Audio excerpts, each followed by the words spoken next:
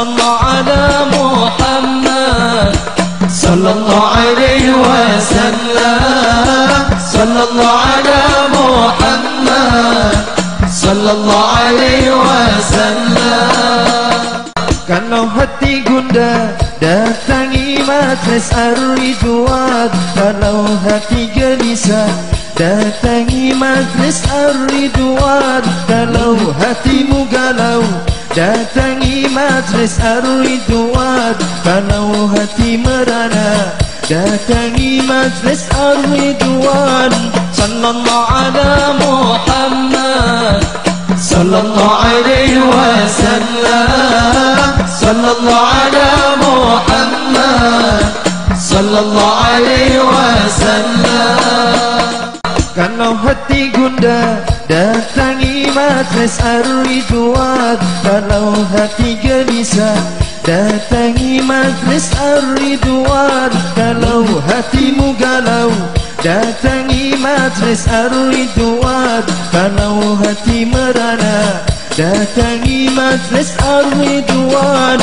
Sallallahu ala Muhammad, sallallahu alaihi wasallam, sallallahu ala Muhammad, sallallahu alaihi wasallam. Kalau hati gundah. Bismillahirrahmanirrahim. Assalamualaikum warahmatullahi wabarakatuh. Alhamdulillahilladzi hadana bi'abdihil mukhtari man da'ana ilaihi bil izni wa qad nadana labaika ya man dallana wa hadana, wa hamdan li rabbi khassana bi Muhammadin wa anqadana min dulmati jahli wa dayajiri. Allahumma salli wa sallim wa nukarrim wa nu'azzim ala sayyidina Muhammadin wa ala alihi wa sahbihi wa man tabi'ahu bi ihsanin ila yaumiddin. Subhanaka la ilma lana illa ma 'allamtana innaka antal alimul hakim. Rabbi shrah li sadri wa yassir li amri wa hlul 'uqdatam min lisani yafqahu qawli. Alhamdulillah atas nikmat karunia Allah yang telah diberikan kepada kita, maka nikmat yang kita rasakan saat ini akan tampak ketika seseorang mendapatkan ujian dari Allah. Al-Imam Syafi'i mengatakan seseorang itu tidak akan pernah merasakan nikmatnya sehat kecuali dia sakit dahulu. Seseorang itu tidak akan pernah merasakan nikmatnya kaya kecuali dia melarat dulu. Seseorang tidak akan pernah merasakan nikmatnya segala sesuatu penderitaan Allah, nikmatnya penderitaan Allah, ada rasa enak di dalam penderitaan Allah. Kenapa? Karena seseorang meyakini fa innama yusri yusra inna ma'al yusri yusra.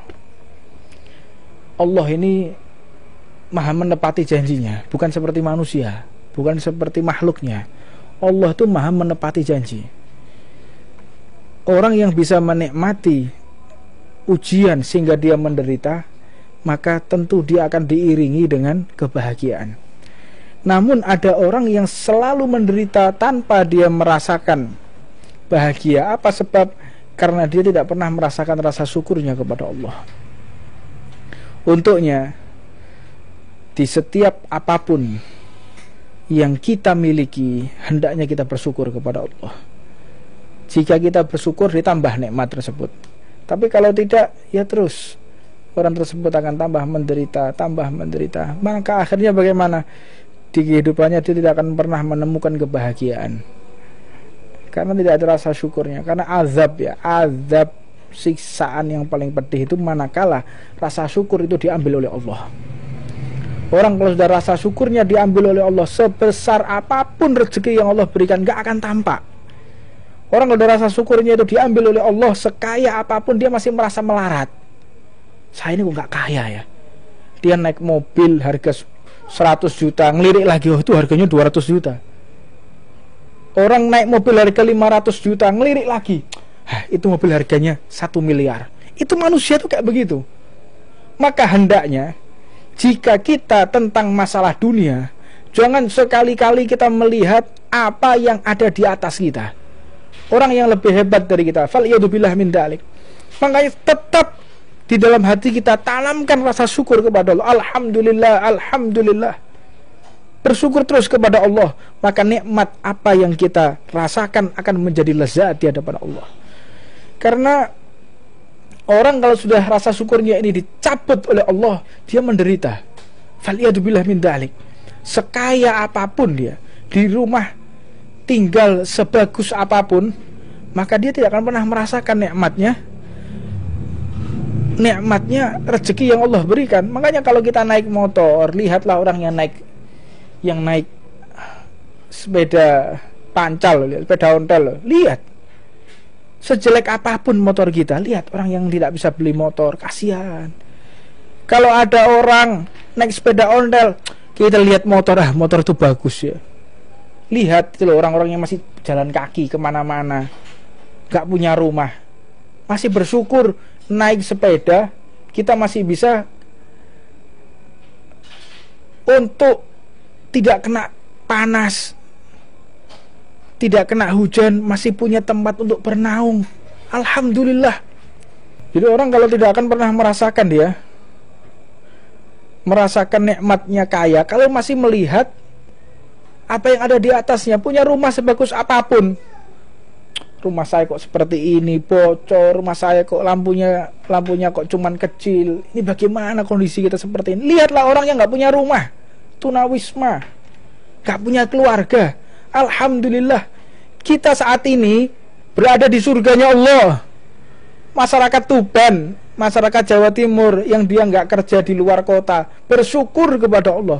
Itu lihat orang-orang yang ada di luar kota, sudah di PHK, gak ada kerjaan, mau pulang gak bisa. Bayangin coba, stresnya kayak apa? Dia mau kos di mana, dia mau kontrak di mana? Nggak punya keluarga, jauh dari keluarga, nggak ada orang yang diajak berbicara, di PHK, hanya makan tabungan. Syukur kalau masih punya tabungan. Kalau udah nggak punya tabungan, mereka mau apa? Makanya nikmati apa yang ada di tengah-tengah kita yang saat ini, nikmati. Alhamdulillah, meskipun saya dalam keadaan pas-pasan, alhamdulillah saya pulang masih bisa melihat anak dan istri, masih bisa bertemu mereka. Itu lihat mereka yang saat ini diisolasi, yang saat ini di rumah sakit, berbaring di rumah sakit, gak punya kesehatan, yang mereka saat ini dalam keadaan perang seperti di Palestina. Lihat kondisi mereka. Kalau kita selalu melihat kebahagiaan itu melalui strata sosial, orang itu bahagia karena strata sosial, faliyadzubillah min dalik, maka akhirnya bagaimana? Hatinya melarat. Orang kalau hatinya melarat kayak begitu, dia naik mobil kurang bagus, dia naik motor, ya motor cuman segini-gini aja. Lihat itu, orang yang di bawah kita, lihat kalau untuk masalah dunia. Untuk dunia, lihat orang yang di bawah kita. Jangan sampai kita melihat ke atas. Orang udah lihat ke atas, nggak ada nikmatnya di dunia ini. Kita punya mobil, alhamdulillah. Lihat orang yang nggak punya mobil, dia cuma punya motor. Oh, punya motor, alhamdulillah. Lihat orang yang naik sepeda pancal, lihat sepeda ontel, kasihan mereka. Yang naik sepeda ontel, lihat itu orang yang nggak punya sepeda ontel. Yang jalan kaki, lihat orang yang nggak punya kaki itu, lihat orang yang nggak punya kaki itu, lihat, kasihan kondisi mereka yang nggak punya kaki seperti itu. Merayap. Apakah mau kita nikmat kita dicabut karena rasa syukurnya tidak ada kepada Allah? Makanya setiap hari itu berdoa kepada Allah, ya Allah, tambahlah rasa syukurku kepadamu. Jangan minta nambah yang aneh-aneh. Ya Allah, tambahkanlah rasa syukur. Orang kalau tambahkan rasa syukur, tentunya nikmat itu bertambah. Dan tolak ukur seseorang itu bahagia bukan karena harta. Karena banyak juga orang itu melarat, justru dia selamat. Orang itu melarat, selamat dia. Selamat dari pencurian, selamat dari begal, selamat mungkin dia dianiaya orang. Terjadi ya pembantaian beberapa saat yang lalu, kriminal ya. Terjadi satu kriminal, dia dan keluarganya disekap oleh perampok sehingga masuk ke dalam kamar. Jadi rumahnya dimasuki perampok.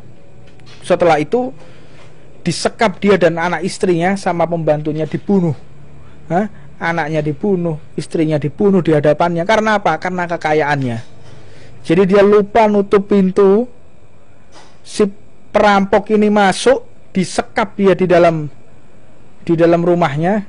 Setelah itu dia dibantai sama anak istrinya, dimasukkan ke dalam ruang pembantu dan dia dibunuh di situ.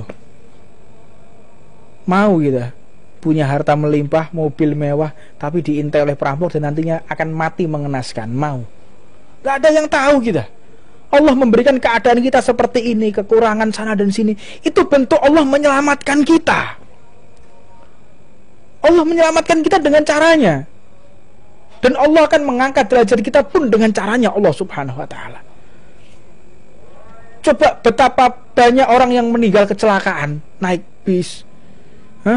Berapa banyak orang yang kecelakaan naik motor, naik mobil. Berapa banyak? Kalau seandainya Allah tidak memberikan rezeki untuk beli mobil, orang itu selamat. Pilih mana?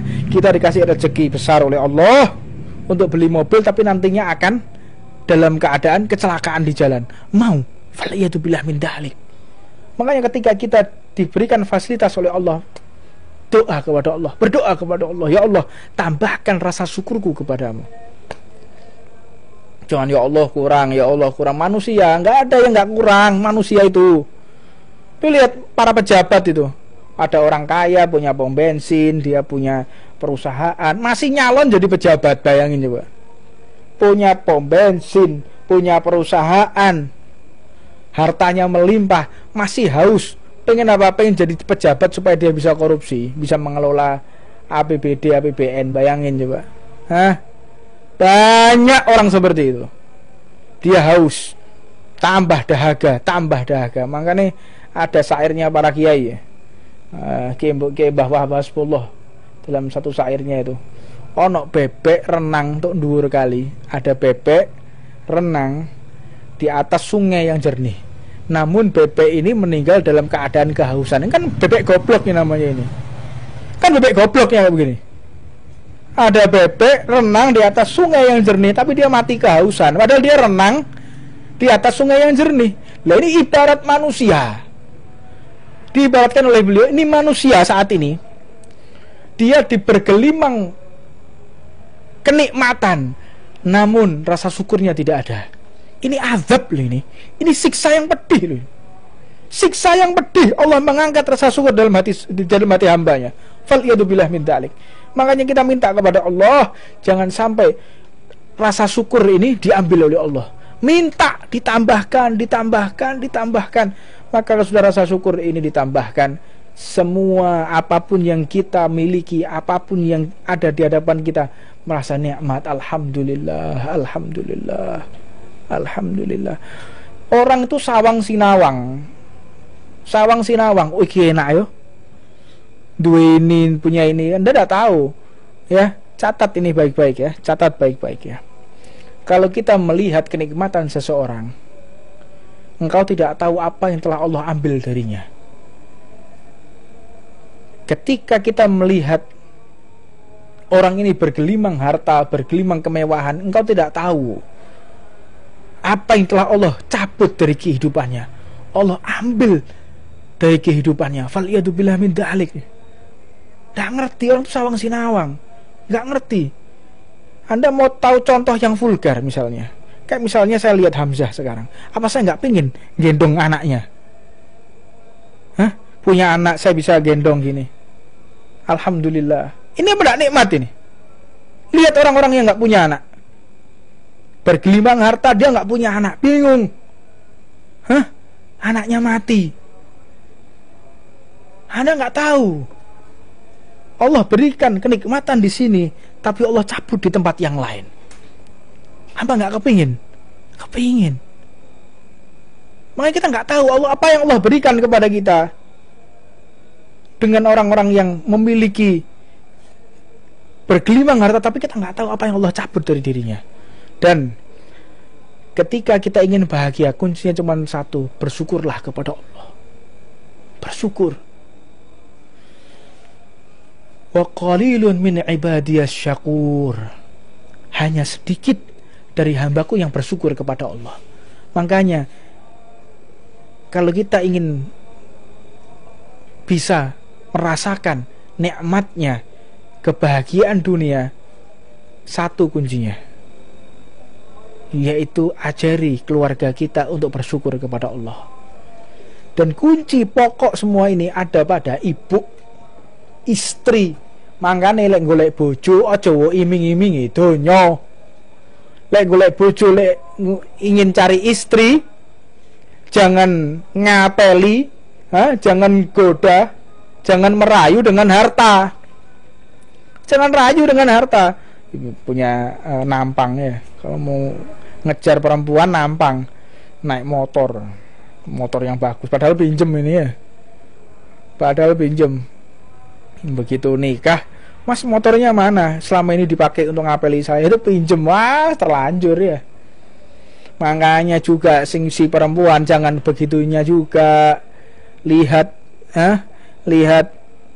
laki-laki, wah ini motornya bagus, pasti orang berada. Tertipu. Makanya harta itu tertipu. Orang penipu itu pasti menggunakan harta. Dan kalian kalau mau tertipu, maka lihatlah tolak ukur itu dari harta. Tertipu. Dunia itu tempat tipuan. Dunia ini tipuan semua. Tipuan.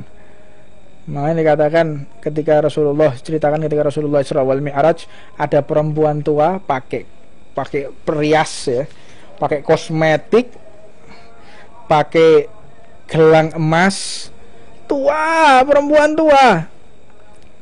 Beliau naik buruk dikawal oleh malaikat Jibril untuk ke Hadratullah, menuju kepada Allah Subhanahu wa taala. Beliau melihat ada perempuan tua yang menggunakan berdandan yang begitu indahnya, menggunakan perhiasan emas seluruh badannya. Kata malaikat Jibril, "Ya Rasulullah, jangan engkau berpaling, jangan engkau melirik, terus dipanggil Rasulullah, digodai, dipanggil. Bagaimana caranya Rasulullah ini memalingkan dan melihat perempuan tersebut? Tanya, "Man huwa ya Jibril?" Siapa itu wahai Jibril? Itu adalah dunia. Itu dunia. Kalau engkau melihat, engkau melirik, maka semua umatmu akan terlena dengan dunia, akan tergila-gila dengan dunia. Untungnya Rasulullah itu tidak melirik. Wujudnya dunia itu ya, perempuan tua jelek, perempuan tua jelek tapi menggunakan perhiasan. Makanya banyak orang tertipu karena perhiasan. Untuknya jangan kita tertipu dengan kosmetik. Makanya golek bojo ojo seneng sing dandan, sing joko-joko iki. Golek bojo, cari istri, wah cantik ini. Pakai apa ini? Softland. Terus pakai apalagi itu namanya tuh?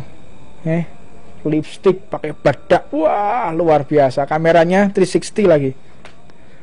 Begitu ketemuan ya kayak nenek sihir, rasano ya. Makanya lihat perempuan itu nomor satu, lihat apa? Garis keturunannya. Iya, anaknya siapa ini? Setelah itu mantap, lihat fisiknya, lihat akhlaknya. Begitu juga dengan perempuan ketika menerima laki-laki. Jangan cuman fisiknya, lihat. Lihat ini sholat apa enggak, akhlaknya bagaimana, turunannya orang baik apa enggak, keluarga orang baik apa enggak. Udah baik-baik, alhamdulillah, terima aja. Jangan kita lihat dari strata sosial, lihat dari hartanya. Faliyatubillah min dzalik. Orang kalau udah melihat dari harta, pilih mantu juga, ibu-ibu yang mau pilih mantu, bapak-bapak yang mau pilih mantu, lihat dari hartanya, strata sosial, maka engkau akan terjerumus, maka engkau akan benar-benar tertipu, karena dunia tempat tipuan. Faliyatubillah min dzalik. Melanjutkan tentang apa yang disampaikan oleh Al-Imam Al-Habib Ahmad bin Al-Habsyi dalam kitabnya Risalul Jami'ah. Faslun fil adab. Ini tentang masalah akhlak, sopan santun yang saat ini ditinggalkan oleh semua orang. Minha hifdzul qalbi wa jawarihi minal ma'asi. Sopan santun yang tertinggi itu adalah ketika kita bisa mengendalikan hati. Ketika hati sudah bisa kita kendalikan, bukan orang yang munafik, di sana nunduk, tapi begitu ada gurunya, Allah diem, ada pengawasnya diem. Tapi begitu nggak ada, wah ketawa-ketawa, wah nggak ada adabnya. Ada orang munafik ini, orang yang nggak punya adab. Fil adab minha hifdun qalb, jaga hati kita. Bagaimana hati kita?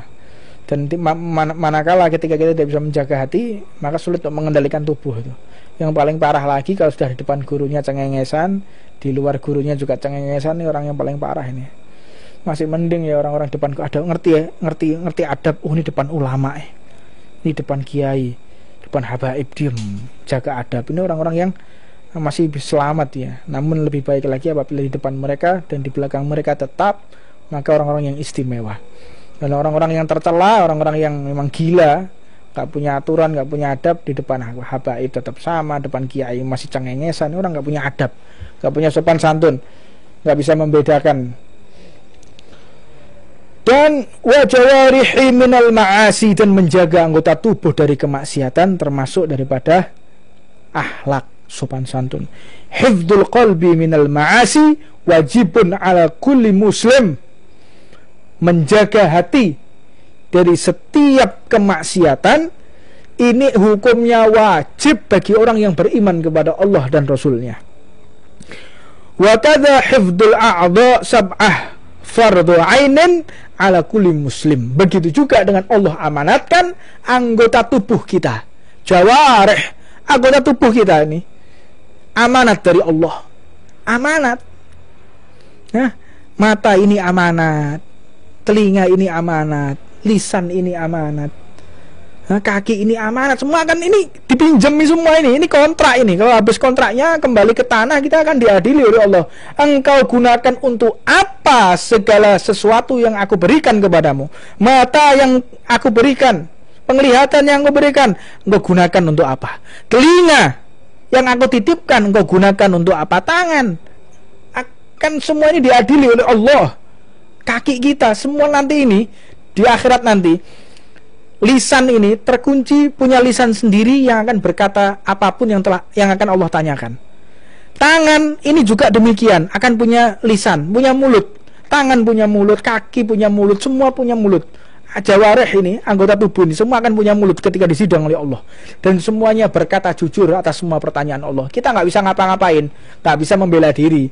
Kalau di dunia kita punya masalah, nyewa pengacara, setelah itu kasak-kusuk, komunikasi sana sini sehingga lolos dari jeratan hukum, bisa, hukum dunia bisa, tapi ahkamul hakimin, hukumnya Allah, persidangan Allah, siapa orang yang bisa menyogok? Tidak ada yang bisa. Pengacara mana yang bisa membela? Nggak ada. Tidak ada yang bisa.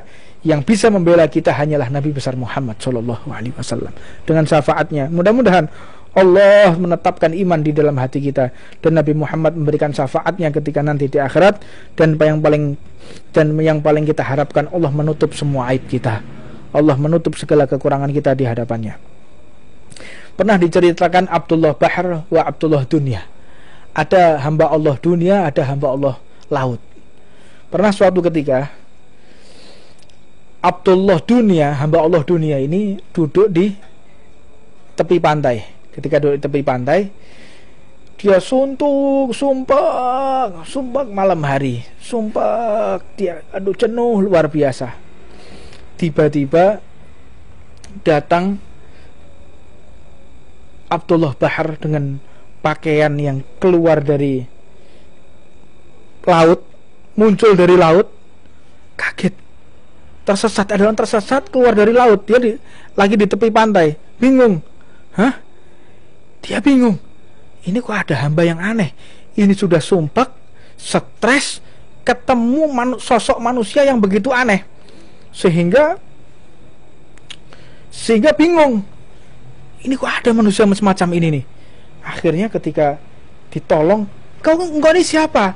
Aku di mana katanya? Waduh, ini sudah sumpah, stres, masih ketemu lagi orang-orang yang model kayak begini, orang aneh kayak begini.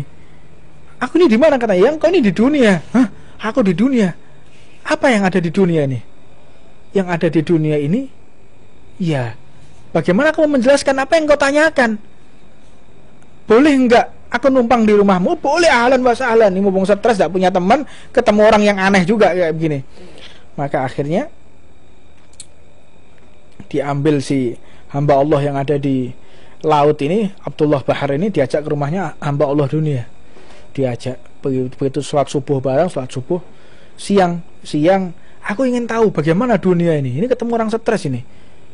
Hamba Allah dunia ketemu hamba Allah laut, dijuluki hamba Allah laut, ketemunya di tepi pantai tadi, muncul di samping pantai, kaget loh, tiba-tiba ada orang di sini, entah bagaimana ceritanya.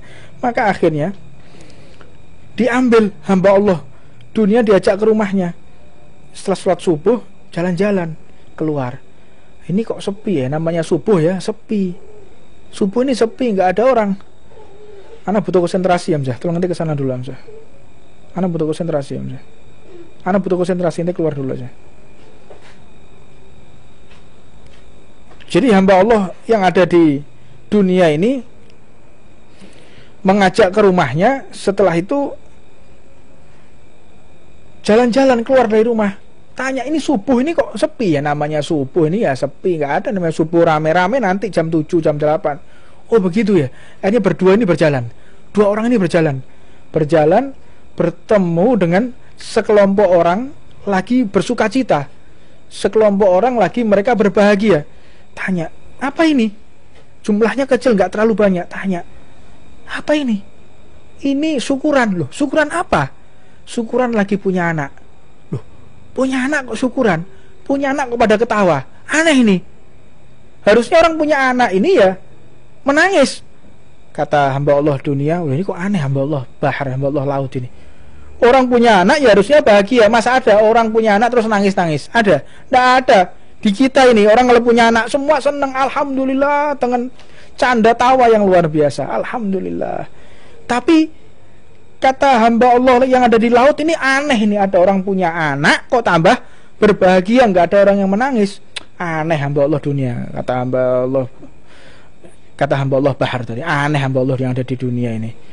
Kalau tempat kami ini harusnya orang punya anak ini pada nangis semua. Jalan lagi. Begitu jalan, akhirnya bertemu lagi. Subhanallah, Allah tampakkan semua cerita ini. Kita bisa ambil hikmahnya. Ketemu dengan sekerumun orang, dia lagi berpesta, lagi berpesta, berbahagia. Tanya, ini ada apa nih kok orang pada bersukacita seperti ini? Bersukacita, berbahagia. Ya, mereka itu lagi bersyukur kepada Allah. Kenapa bersyukur? Ya karena ketemu dengan pasangannya, menikah, maka dirayakan pernikahannya. Mereka rayakan pernikahan dengan bahagia, dengan joget-jogetan kayak begini. Dengan mereka menari-nari. Aneh, ada pernikahan kok malah mereka ini berpesta. Gharib, ini satu takjub saya lihat yang semacam ini. Kata hamba Allah dunia, waduh hamba Allah Bahar ini benar-benar kelewatan ini, benar-benar orang yang stres betul ini. Akhirnya jalan lagi, lihat ada kerumunan orang. Apa ini? Ini pasar. Pasar apa namanya pasar? Ya ini pasar. Orang bisa jual beli, tukar menukar. Ya di sini tempatnya. Lihat waktu itu, lihat apa ini? Orang kok lihat sampah kecil-kecil. Itu bukan sampah, itu perhiasan. Perhiasan apa? Itu lihat, yang warnanya kuning itu namanya emas, yang putih mengkilat namanya berlian. Terus kenapa dengan emas dengan berlian ini? Ya emas itu sangat berharga. Kalau jumlahnya besar bisa tukar rumah, beli apapun yang kita inginkan dengan emas ini. Kaget, emas bisa ditukar dengan rumah, emas bisa ditukar dengan apapun. Iya, ada gharib. Ini nggak masuk akal. Kok ada emas bisa ditukar dengan bisa ditukar dengan rumah, ditukar dengan kebutuhan? Kok aneh. Berlian bisa ditukar dengan apapun yang kita inginkan. Aneh. Hamba Allah yang ada di dunia ini. Jalan lagi, bertemu dengan sekelompok orang yang lagi menangis. Nangis terseduh-seduh. Kenapa mereka ini menangis? Mereka ini menangis karena ditinggal mati oleh orang yang dia cintai, tinggal mati oleh anaknya, ditinggal mati oleh istrinya, tinggal mati oleh suaminya. Ya makanya mereka ini menangis. Kita lihat siapa yang meninggal. Yang meninggal ternyata adalah keluarganya, salah satu keluarganya ada yang meninggal. Dilihat, kok menangis mereka? Ya jelas orang ditinggal orang yang dia cintai pasti menangis. Aneh. Orang ditinggal wafat, orang yang dia cintai harusnya dia berbahagia. Wah, berarti stresnya tingkat dewa ini. Stres tingkat dewa. Ini ada orang punya anak harusnya berbahagia disuruh nangis. Orang menikah berbahagia harusnya menangis. Ini orang ditinggal mati, keluarga yang dia cintai harusnya menangis disuruh bahagia sama dia. Akhirnya ini aneh hamba Allah yang ada di dunia ini. Akhirnya ketika ini hidayah, asalnya dia bukan orang yang memperhatikan agama. Dengan kejadian seperti ini dia akhirnya Allah berikan kesempatan untuk berdakwah di jalan Allah. Asalnya dia bukan orang yang mungkin berdakwah, bukan orang yang perhatian terhadap dakwah, tapi dengan kejadian ini hamba Allah yang ada di dunia ini akhirnya diambil. Ketika diambil oleh hamba Allah Bakar, kamu pengen tahu yang sebetulnya, kalau menurut kita ini hamba Allah Bakar ini stres sama enggak? Istilah stres kan, nggak waras ini orang seperti itu. Akhirnya hamba Allah yang ada di dunia ini dipegang, diajak masuk ke dalam, di bawah lautan, masuk dalam lautan. Ternyata di laut itu masih ada hamba lagi. Masih ada hamba seperti manusia begini. Masuknya pada saat itu menjelang sore masuk. Waktu itu ada hamba itu masuk ke dalam laut tadi, dilihat ketika masuk di situ, ini udah waktunya maghrib, sholat bareng masuk ke dalam laut sampai sholat isya. Ketika sholat isya dilihat, ya ini isya ya, iya ini isya, semua orang lagi rame masuk, berdua nih masuk. Setelah masuk di dunia ditarik, dibawa masuk ke dalam laut tadi. Nah ketika masuk dalam laut, lihat ya, banyak lihat. Apa yang kau lihat ini? Ini berlian. Ini apa? Ini emas. Nggak ada artinya di hadapan kita, sampah buat kita. Aneh, mulai aneh, dunia mulai terbalik. Kalau di tempat kita dibungkus, hilang, kita kecewa, hilang, stres, hilang, bingung. Di sana dibuang-buang. Di laut itu dibuang-buang. Sama hamba Allah yang ada di laut itu dibuang. Emas, perhiasan, berlian dibuang. Nggak ada artinya di sana. Maka ketika masuk di dalam laut, dilihat di situ, mulai jam 11 malam, jam 12 malam, jam 1 tambah rame. Kalau di dunia jam 1 tambah sepi, tambah nggak ada orang. Tapi kalau di laut tambah rame. Ini kok aneh nih, ini malam hari kok tambah rame. Iya, waktunya mereka bersenda gurau dengan Allah, waktunya mereka berduaan dengan Allah, waktunya mereka mengadu kepada Allah. Karena setiap malam Allah telah membuka pintunya. Allah telah membuka pintu. Kita punya masalah, kita punya apapun, malam hari Allah telah menawarkan dirinya. Mana hamba-hambaku? Mana hambaku yang pengen punya hajatnya dikabulkan? Mana hamba-hambaku yang katanya cinta kepadaku? Kenapa engkau tidur? Engkau katanya cinta kepadaku, engkau sayang kepadaku, tapi kenapa engkau meninggalkan aku sendirian? Engkau lebih pilih tidurmu daripada berduaan denganku, kata Allah Subhanahu wa taala. Maka mereka ini sadar betul apa yang telah Allah ucapkan, sehingga setiap malam bertambah malam mereka tambah ramai. Apa sebab? Ingin berduaan kepada Allah Subhanahu wa taala.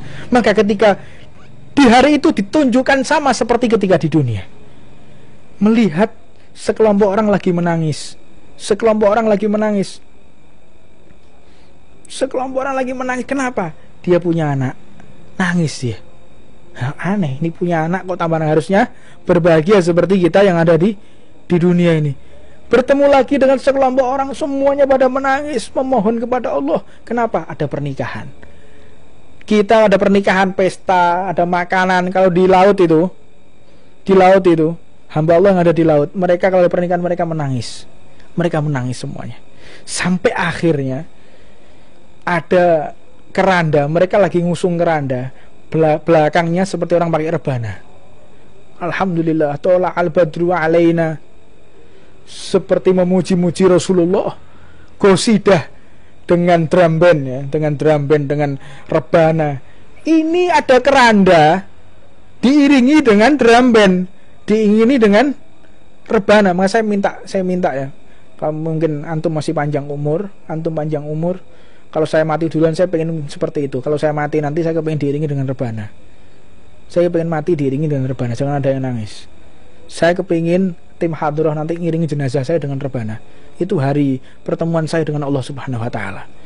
Hari yang benar-benar saya tunggu ketika bertemu dengan zat yang paling saya cintai, yaitu Allah Subhanahu wa taala. Saya amanatkan kepada antum yang masih hidup, saya mati duluan, tolong ketika nanti saya meninggal, iringi dengan rebana, jangan ada yang nangis, karena itu adalah hari raya buat saya.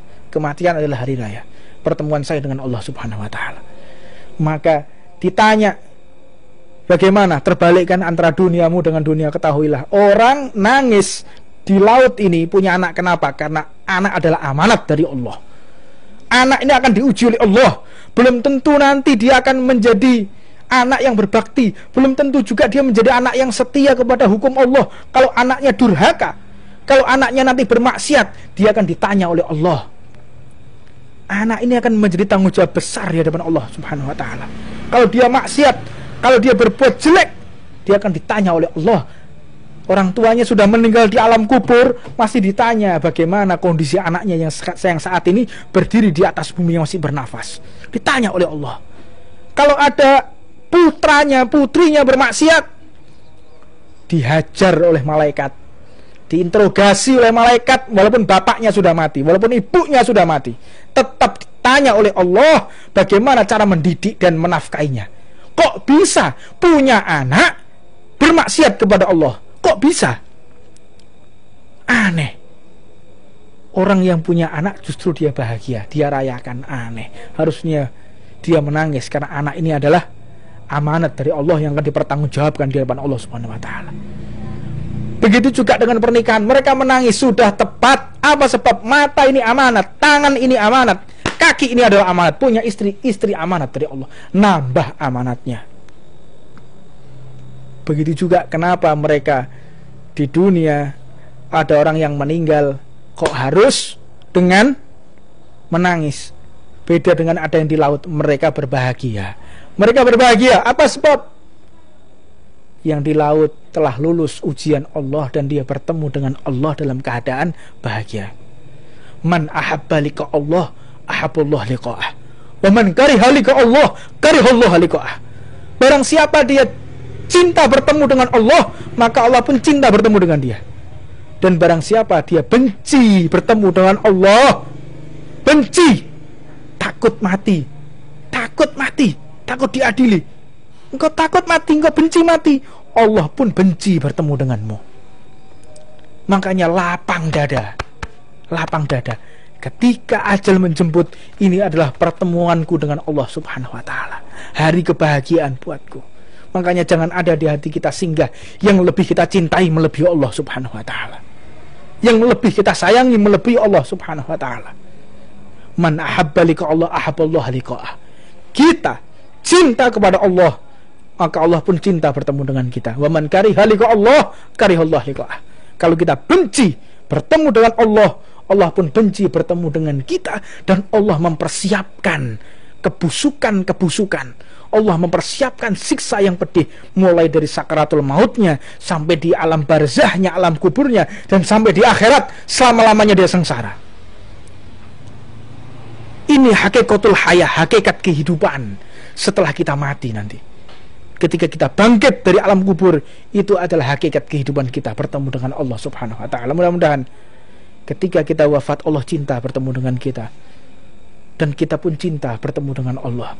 Jangan sampai ada hinggap di hati kita takut atas segala sesuatu, atas kematian, karena kematian adalah hadiah terbesar. Kematian adalah hadiah terbesar yang diberikan oleh Allah kepada hamba yang Allah cintai. Sedangkan kepada orang-orang yang Allah murkai, itu adalah azab terbesar ketika dia diakhiri usianya oleh Allah Subhanahu wa Ta'ala. Ditutup usianya oleh Allah, maka disitulah azab, karena sudah ditutup pintu pertaubatan, ditutup pintu maaf oleh Allah Subhanahu wa Ta'ala. Makanya taubat, mumpung masih kita hidup, bertaubatlah kepada Allah. Umat-umat dahulu nggak seperti kita. Umat Nabi Musa 1 tahun, dilihat 1 tahun ke belakang, 2 tahun ke belakang, dia ada maksiat, dia mati su'ul khotimah. 2 tahun taubatnya, dihitung waktu kematiannya, dia mati usia 52. Umur 50 dia masih maksiat, 52 dia tetap dihukum sebagai orang-orang yang bermaksiat kepada Allah. Kalau kita umat Nabi Muhammad tidak, walaupun masih kita bernafas, belum sampai ke ghorghoroh. Ghorghoroh itu sampai di ujungnya ini. Nyawa masih di ghorghoroh. Sampai di ujung leher gini. Itu masih diterima oleh Allah. Kalau sudah naik sedikit dari ghorghoroh, ujung leher, pintu taubat ditutup oleh Allah. Sudah nggak bisa lagi. Sudah nggak bisa lagi. Dia bermaksiat kepada Allah, dia bertaubat diterima. Sudah di ghorghoroh, pintu taubat ditutup oleh Allah Subhanahu wa taala. Mudah-mudahan Allah tutup usia kita dengan husnul khatimah. Allah tutup usia kita dengan Allah cinta kepada kita dan kita dicintai oleh Allah Subhanahu wa taala. Rabbana atina fid dunya hasanah wa fil akhirati hasanah wa qina adzabannar.